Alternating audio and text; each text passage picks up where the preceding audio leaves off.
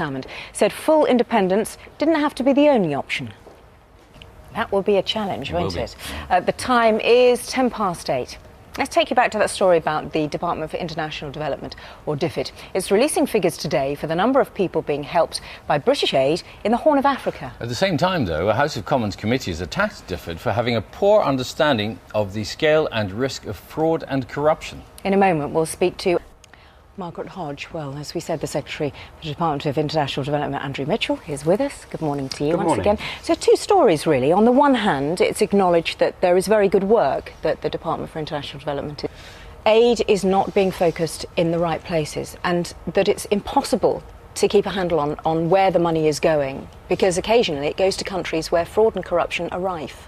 Well, there's no idea how much, and nor do I. What I can tell you, though... That's the problem, though, isn't it? What I can tell you is that... Well, though, Mr Mitchell, viewers at home who are facing increasingly tight budgets with their own household budgets will be thinking to themselves, we don't really know whether every single pound of our money which is being spent overseas is being spent correctly. I mean, you said yourself, it's impossible to know how much is lost in fraud and corruption. A story about how our money is spent, which is running in our news bulletins at the moment. The BBC has discovered that the British government paid millions of pounds to an aid agency in Kabul in Afghanistan, which has now ceased operations amid allegations of fraud. Now, I know this falls under Home Office figures. Yes. It's not strictly your department, but it does raise questions about accountability, government accountability.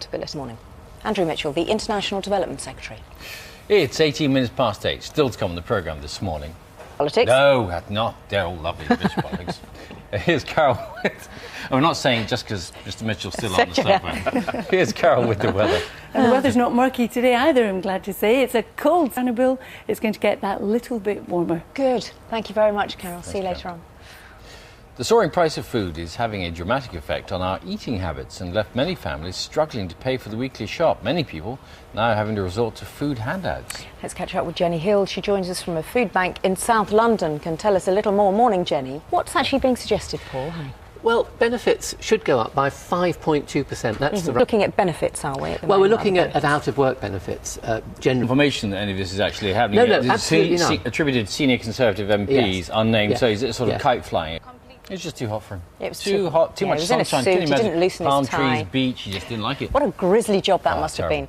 Time to get the news, the weather and the travel wherever you are in rather chilly UK today. We'd like to be there.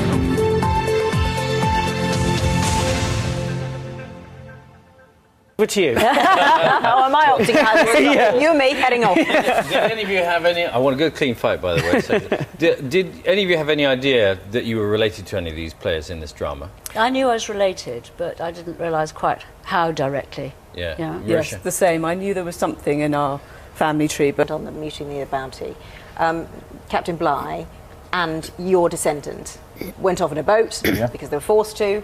Fletcher Christian. That was the mutiny. Yeah, and... Very much. Thank you. Thank you. My Past is the name of Chris's programme. It begins this evening at 9 o'clock on the Freeview Yesterday channel. But the Mutiny on Bounty episode is on... November the 17th. But it's fascinating, this site, because we just happened to look ourselves up on it this morning. He looked me up and he said, our age is on it. And Carol's too. Are you hiding your date of birth? No, not at all. But it is what it is. 55, there you go. Yeah. In this great world of internet, in the sky, we can't hide anything, so there's... As we all know, but the fact is that I completely agree with you, be who you are. In the industry, in the television and film industry, if so? I think that... I think there's never any point... Perceived that when you and Strictly parted company, that it was because of your age. Yes. So, I know this is a tricky subject for you to talk about, but yes. You know, people assume that that's what it was. Right, supposedly. Yes, we were the inspiration. Supposedly, of course, I would not have a comment on that. But 40.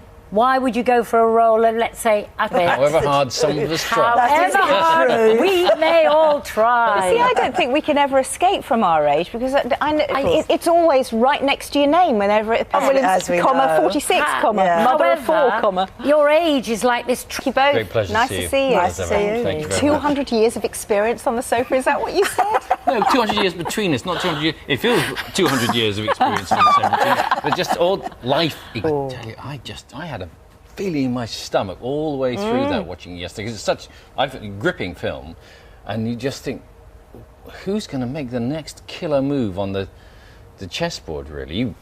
Is that much double crossing and That much intrigue and worse. Really? I mean, yeah. What sort of things did you see? Well, you know, look, it goes the whole spectrum from, you know, sometimes just pretty. Cream? Well, that's I don't know if how much it was shown covered, over yeah, here. It was yeah. 600. And that is spin. That's spinning to a journalist. Marissa Tomei, who plays the New York as the Times journalist, also indulges in some dirty tricks of her own. Do journalists do that as well? Well,